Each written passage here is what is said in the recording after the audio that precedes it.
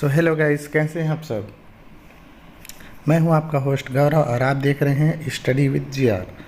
देखो गाइस, हम पिछले वीडियो में हमने देखे शिक्षण विधियां के कुछ विधि, शिक्षण के कुछ विधि, और आज हम लोग उसका सेकंड पार्ट देखेंगे, जिससे जो हमारा जो विधि दिया गया है, शिक्षण विधि है, वो कंप्लीट हो जाएगा। ये गाइस सभी एग्ज़ाम में, जैसे टीचर हो गया, CGTET और CTET, सभी एग्ज़ाम में जो जितने सारे जो हमारा सब्जेक्ट हैं, उसमें पेडागोजी में ये पूछा जाता है गाइस, विधि। तो इसको जानना हम लोग के लिए बहुत ज़्यादा ज़रूरी है गाइस। तो आज हम लोग देखेंगे जो बचा हुआ है, जो विधि दिया हुआ है, उसको हम लोग डिस्कस करेंगे और समझने की कोशिश करेंगे। ठीक, तो चलो चलते हैं स्लाइड पे, जहाँ से अब हम लोग कल क्लास ऑफ किए थे। ठीक है, प्रत्यक्ष विधि कल किए थे डायरेक्ट विधि मेथड से, आज उससे आगे बढ़ेंगे। ठीक है गाइस, तो आप लोग पुराना वीडियो ज़रूर देख लेना। इससे जो आगे वीडियो डाला हुआ है, रात को डाला था, तो उसमें व्यूज़ वगैरह नहीं है ज़्यादा, तो उसको आप लोग देख लेना और पढ़ लेना एक बार। अब आएंगे आज नया टॉपिक में, विश्लेषण विधि। क्या हो गया विश्लेषण विधि? देखिए, विश्लेषण विधि को गाइस कहते हैं इंग्लिश में एनालिसिस मेथड। इसमें विश्लेषण विधि के जनक क्या है बोलता हूँ, कौन है? तो इसके हेनरी एडवर्ड आर्मस्ट्रॉन्ग है गाइस इसके जनक। इसको याद रखना गाइस, नोट्स कर लेना या स्क्रीनशॉट ले लेना। अब हम लोग समझेंगे कि विश्लेषण एनालिसिस होता क्या है। तो इसका अर्थ है गाइस कि विश्लेषण मतलब होता है कोई भी विधि समस्या को हम छोटे से छोटे रूप में उसको बांट कर उसकी अध्ययन या उसकी समीक्षा करते हुए उसे हल किया जाता है। इसे ही एनालिसिस इंग्लिश में और हिंदी में विश्लेषण विधि कहते हैं। मतलब कोई भी समस्या या कोई जो समस्या है हमारा और विधि है, ठीक, किसी चीज़ को, कार्य को करने के लिए हम योजना बनाते हैं ना, तो योजना बनाने के लिए हम उसका एनालिसिस करते हैं गाइस। उसको छोटे छोटे रूप में बांटते हैं, उसको समझने की कोशिश करते हैं, उसका अच्छे से अध्ययन करते हैं, ताकि हमको उसके बारे में डीप जानकारी मिल सके, छोटी से छोटी जानकारी मिल सके कि होता क्या है यार, हो क्या रहा है। इसी को बोलते हैं विश्लेषण विधि। जैसे कि हम लोग कोई भी एग्ज़ाम देते हैं तो उसको सिलेबस को समझते हैं, पहले इस सिलेबस एग्ज़ाम पैटर्न को समझते हैं, उसका एनालिसिस करते हैं कि कितना नंबर कहाँ से आ रहा है और कितना नंबर कहाँ से आ रहा है, माइनस मार्किंग है या नहीं है, क्या टॉपिक पढ़ना है, क्या टॉपिक छोड़ना है। ये जो चीज़ है, इसी चीज़ को बोलेंगे एनालिसिस, विश्लेषण। समझ आ गया होगा गाइस। चलो आगे वाला स्लाइड में जाएंगे। तो 6 पॉइंट हमारा कह रहा है संश्लेषण विधि। क्या कह रहा है? संश्लेषण विधि। इसको इंग्लिश में सिंथेटिक मेथड बोलते हैं। क्या? Synthetic method. तो देखो, उसमें क्या कर रहे थे, उसमें विश्लेषण कर रहे थे ना, छोटी छोटी चीज़ को जान रहे थे। अब संश्लेषण में क्या करेंगे, इसको देखेंगे। तो देखो, पहला दिया है, विश्लेषण कर लेने के पश्चात ही संश्लेषण का कार्य होता है। मतलब पहले एनालिसिस करते हैं, मतलब विश्लेषण करते हैं, उसके बाद हम लोग संश्लेषण पे आएंगे। ठीक, इसका मतलब यही है। सेकंड में बोल रहा है, इस विधि में किसी समस्या या गतिविधियों के छोटे छोटे भागों को जोड़ते हुए समस्या का हल किया जाता है। जो संश्लेषण विधि है, तो पहले तो हम जो समस्या है उसको विश्लेषण करेंगे, छोटे छोटे भागों में बांटेंगे, फिर क्या करेंगे, विश्लेषण करेंगे, संश्लेषण नहीं, विश्लेषण करेंगे तो छोटे छोटे भागों में बांटेंगे। उसके बाद जो छोटा छोटा भाग बटा हुआ है ना, उसको फिर इकट्ठा करके जोड़ेंगे, उसी को बोलते हैं संश्लेषण। आया होगा ना समझ? देखो, अगर ये दे दिया, मैं क्या दे दिया, चतुर्भुज दे दिया, तो अगर इसको मैं यहाँ से ऐसे काट दूँ तो ये विश्लेषण हो गया। कितना डिब्बा हो गया? 4 डिब्बा हो गया, ऐसा करके 4 डिब्बा। अगर इसको हम लोग फिर से जोड़ देंगे तो ये हो जाएगा फिर ऐसा, है ना। तो इसी को बोलेंगे संश्लेषण। समझे? आया होगा समझ। अब देखेंगे अनुकरण विधि। क्या पढ़ेंगे? अनुकरण विधि। देखो, तो अनुकरण को बोलते हैं सिमुलेशन। ठीक, सिमुलेशन मेथड। ठीक, इस विधि के अंतर्गत बालक शिक्षक के उच्चारण को सुनकर वाचन करना सीखता है। अनुकरण मतलब होता है नकल। क्या होता है गाइस? नकल। तो अनुकरण मतलब होता है, इसका मतलब होगा अनुकरण मतलब नकल। एक सेकंड, अच्छे से नहीं लिख रहा है, ये होता है नकल, ठीक है। तो देखो, अनुकरण मतलब नकल, मतलब किसी को देखकर सीखना, इसी को बोलते हैं नकल। इस विधि में बोल रहा है, इस विधि के अंतर्गत बालक जो है शिक्षा के उच्चारण को सुनकर वाचन करना सीखता है। जो टीचर बोलता है, ठीक, उसको सुनता है और उसको बोलने का प्रयास करता है, इसी को बोलेंगे अनुकरण। पहले शिक्षक बोलता है, फिर बच्चे उसका अनुकरण करते हैं, ठीक। समझ में आया होगा? चलो आगे जाएंगे। देखो, इस विधि में बालक अनुकरण करके सीखता है, इसलिए इस विधि को अनुकरण विधि कहा जाता है। इस विधि में बालक अपने शिक्षक का अनुकरण मतलब नकल करके लिखना, पढ़ना, नवीन रचना करना सीखता है। सिंपल है गाइस, अनुकरण मतलब नकल करना। हम जो सामने में जो हमारा टीचर है उससे बालक सीखेंगे। जो टीचर बोलेगा उसको सुनेगा, उसके बाद बोलेगा, उसके जैसे करने का कोशिश करेगा, लिखना पढ़ना सब करेगा, इसी को बोलेंगे अनुकरण। याद रखना, अनुकरण मतलब नकल होता है। आप लोग कंफ्यूज नहीं होंगे इसमें, आगमन और अनुकरण में, ठीक। अब होता है व्याख्यान विधि। क्या बोलते हैं? व्याख्यान विधि। इसको बोलते हैं लेक्चर मेथड, ठीक। देखो, व्याख्यान विधि में किसी तथ्य विषय की व्याख्या की जाती है। व्याख्यान विधि को शिक्षण की सबसे प्राचीन विधि माना जाता है। देखो, व्याख्यान विधि क्या होता है गाइस? व्याख्यान विधि में ना तो हम लोग को ज़्यादा लिखना पड़ता है, ठीक, ना कुछ दिखाना पड़ता है।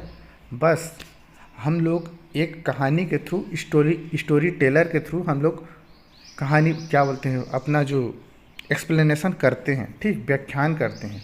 देखो, यहाँ पास एक मैम है, यहाँ बहुत सारे स्टूडेंट हैं, ठीक, यहाँ बहुत सारे स्टूडेंट हैं। देखो, वो अपना पीछे बोर्ड में कुछ लिखे हैं क्या? नहीं लिखे हैं ना। अपने मुँह, क्या बोलते हैं, अपने ज़ुबान से जो व्याख्या कर रही है उसका, कोई भी चीज़ को बताने के लिए व्याख्या, एक्सप्लेनेशन दे रही है, इसी को बोलते हैं व्याख्यान विधि। इसमें ज़्यादा कुछ लिखाया नहीं जाता, ठीक, एक टॉपिक बताया जाएगा, उसके बारे में अच्छे से समझाया जाएगा, इसी को बोलेंगे व्याख्यान विधि। समझ आ गया होगा? ये जो विधि है प्राचीन विधि माना जाता है सबसे अधिक। और दोस्तों, जो ये व्याख्यान विधि है ना, वो ज़्यादातर किशोरावस्था से ऊपर वाले बच्चों को इसके लिए ज़्यादा ज़रूरत होता है, ठीक है। मतलब इस विधि से ज़्यादा पढ़ाया जाता है इनको किशोरावस्था से जो ऊपर जो हैं। समझ गए गाइस? व्याख्यान विधि का उपयोग किया जाता है उन पर, और बच्चों जो वो सबको पढ़ाया जाता है उस विधि से, ठीक। आगे देखेंगे तो देखो, बहुत इम्पोर्टेंट टॉपिक है गाइस ये। और ये जो मरिया मंटेसरी विधि आ गया, ये बहुत ज़्यादा इम्पोर्टेंट हो जाता है हमारे लिए, इसको जानना बहुत ज़रूरी है। इसको जो स्टूडेंट लोग हैं, बच्चे लोग बहुत कम ही इसका सोर्स पाते हैं। तो देखो, इसका स्क्रीनशॉट ले लो और इसका नोट डाउन कर लो गाइस, क्योंकि ये बहुत कम मिलता है, ठीक है। तो देखो, मरिया मंटेसरी इटली की एक चिकित्सक तथा शिक्षा शास्त्री थे, जिनके नाम से शिक्षा की मंटेसरी प्रसिद्ध हुई। देखो, इसके बारे में अगर हम लोग जानें तो ये कहाँ की थी? ये एक इटली की चिकित्सक थी, ठीक, मतलब डॉक्टर थी तथा शिक्षा शास्त्री थे। शिक्षा के बारे में भी उनको ज्ञान था, जिसके नाम से शिक्षा की मंटेसरी पद्धति प्रसिद्ध है। यह पद्धति 2.5 वर्ष से 6 वर्ष तक के बच्चों हेतु प्रयोग में ली जाने वाली पद्धति है। तो जो मरिया मंटेसरी विधि है ना, वो 2.5 से 6 वर्ष तक के बच्चे को उपयोग, इसका क्या बोलते हैं, उपयोग या प्रयोग में ली जाने वाली पद्धति है। इसको याद रखना, 2.5 से 6, ये पूछ सकता है आपको, ठीक, पूछता ही है इसको। इसके बारे में और कुछ जानेंगे। इसका विकास डॉक्टर मरिया द्वारा रूस विश्वविद्यालय में मंद बुद्धि बालकों को चिकित्सा हेतु उनकी शिक्षा हेतु किया गया, जो कुछ समय बाद सामान्य बुद्धि के बालकों के लिए भी शिक्षा में उपयोग में लाई गई। तो देखो, तो गाइस, इसका विकास डॉक्टर मरिया द्वारा रूस विश्वविद्यालय में जो मंद बुद्धि के बालक थे उनकी चिकित्सा हेतु, उनकी शिक्षा हेतु किया गया था। और कुछ समय बाद जो है सामान्य बुद्धि के जो बच्चे थे ना, उन पे भी इसका प्रयोग किया गया।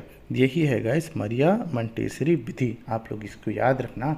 और जो मरिया मंटेसरी जो विधि है ना, वो 2.5 से 6 वर्ष के बच्चों में किया जाता है इसका प्रयोग, इसको आप लोग याद रखना गाइस, ठीक है। आगे देख जाएंगे, आगे है डाल्टन विधि। क्या विधि? Dalton law. इस विधि में एक अध्यापक द्वारा छात्रों को कुछ निर्धारित कार्य असाइनमेंट के रूप में दिए जाते हैं। तो डाल्टन विधि है, तो इसको आप लोग अब इसको याद रखना, ठीक। चलो उसको बताऊंगा, इसको पॉइंट को पढ़ते हैं, पहले देखते हैं। सेकंड पॉइंट बोल रहा है जिन्हें विद्यार्थी को दिए हुए समय के भीतर करके देना होता है। तो जो ये विधि है ना, अरे यार क्या निकल गया, सॉरी बैक क्यों नहीं हो रहे, हाँ रुको, फ़ोन आ जाएगा उससे अच्छा मैं इसको ईयरफोन मोड में डाल देता हूँ। देखो तो जो ये क्या बोल रही है, जिन्हें विद्यार्थी को दिए हुए समय के भीतर करके देना होता है।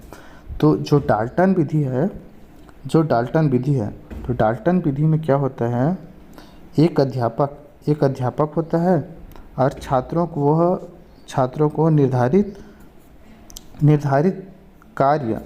कुछ निर्धारित कार्य असाइनमेंट के रूप में दिया जाता है। इसमें एक टीचर होता है गाइस, और छात्रों को वो असाइनमेंट देता है, निर्धारित कुछ असाइनमेंट देता है, ठीक है, जिन्हें विद्यार्थियों को कुछ समय के भीतर उसको कार्य करना रहता है। समझ गए ना? डाल्टन एक टीचर रहेगा और बच्चों को असाइनमेंट देगा, और जो बच्चे हैं उसको कुछ निर्धारित समय के अंदर उस कार्य को करना है, इसी को बोलेंगे डाल्टन विधि। आया होगा समझ इसको अब यार। तो ये जो लास्ट विधि है गाइस, भाषा संसर्ग विधि, लैंग्वेज इनकॉर्पोरेशन मेथड।